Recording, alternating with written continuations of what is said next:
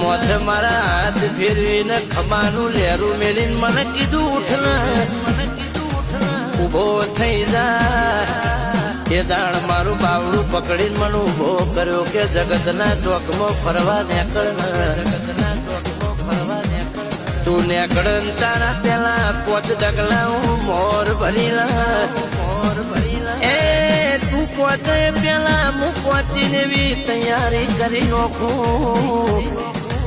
તારા ત્યાં પેલા હું માહોલ બોધી નાખું વેળા બનાવી નાખું પછી મારા દીકરા આવાની વેળા લાવું ભાઈ એટલે કીધું છે કે લાડો કરે તો માતા કરે બીજી કોઈની તાકાત નહીં જરા એ જરા ઊંઘમાંથી તે દાળ જગાડો ના ચિંતા ના કર હું બેઠી છું તંદાળો નાચની ઘડી કોઈ